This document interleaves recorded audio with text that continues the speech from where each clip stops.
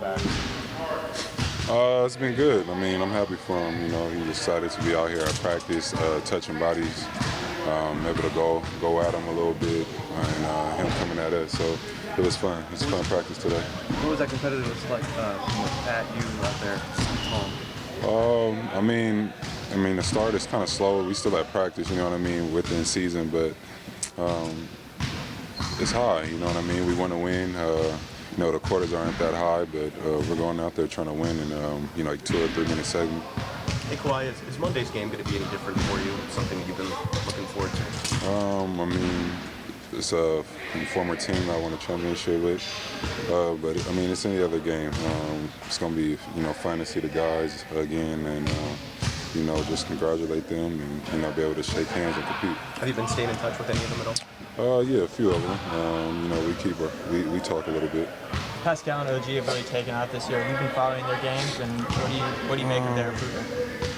They've been playing well. I haven't got a chance to catch every game, but a few games I catch, you know, they're playing well. Obviously, they're our next team that we're going to play, and so you see what they've been doing. But I mean, they're taking off where they left off. You know, OG's getting finally a chance to play every game, a lot of minutes, so his improvements just going to keep getting better, as well as Pascal. Him being our number 1 option, number 2 option there is great for him. He's going to learn and keep growing. Especially with OG, did you anticipate him growing like that? Yeah, I mean, his first 2 years he went down in some deep playoff runs last year, ended up winning the championship. So yeah, I mean, he wants to get better. Doc said it seemed more realistic to have Paul out there. It was good to see him finally on the court.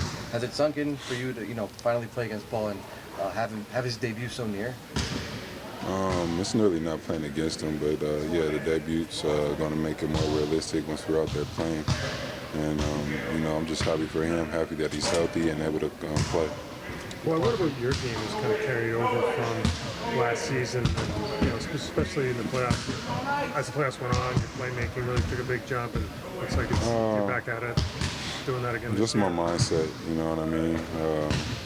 Just coming in, preparing for another season, you know, having the confidence that, you know, I have 2 under my belt, man. So, you know, I'm able to do it, you know what I mean? So it's about just challenging myself to get better, wanting to do it over and over and over again. And, you know, that's pretty much it. Right. Has the decision to come home been fulfilling? I mean, what you thought it would be so far? Yeah, I mean, you know, I'm able to see my family after the games. I'm in, you know, Southern California, beautiful weather. I'm at my house.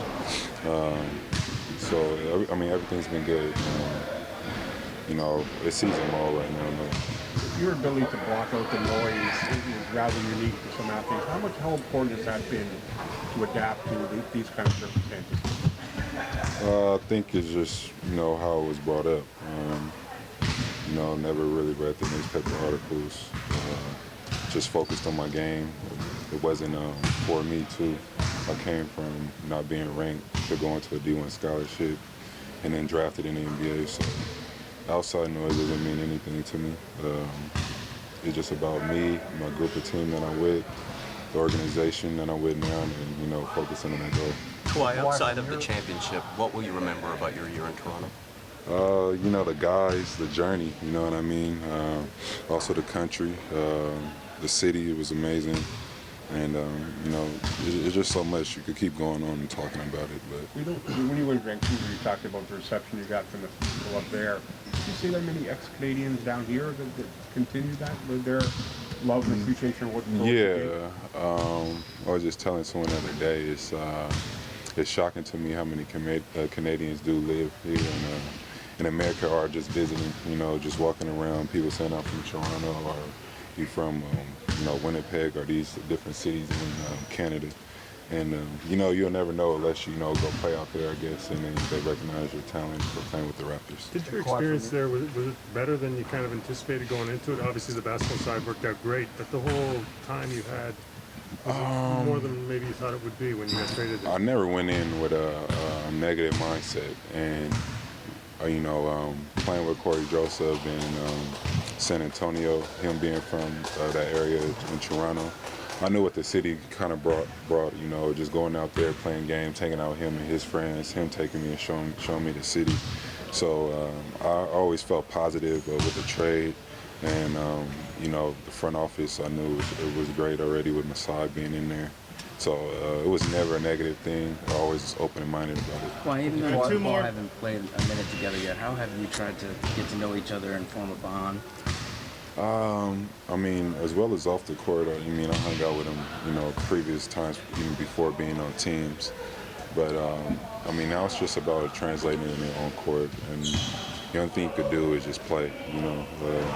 It's hard to do it, you know, any other way. You got to go out there, play, like I said, make mistakes, you know, argue, and then having great communication, and then moving forward. Coming up unranked, how did that motivate you to reach where you are today? I mean, I just had a focus, you know what I mean? You know, I always play with it with high talented players that were ranked, and I just kept a focus level and, you know, just kept my mind on my goal was to get into college first, get that scholarship, and then once I got that completed, then, you know, I had my eyes on NBA. So I just kept working and working on my weaknesses, really. All right, thank you.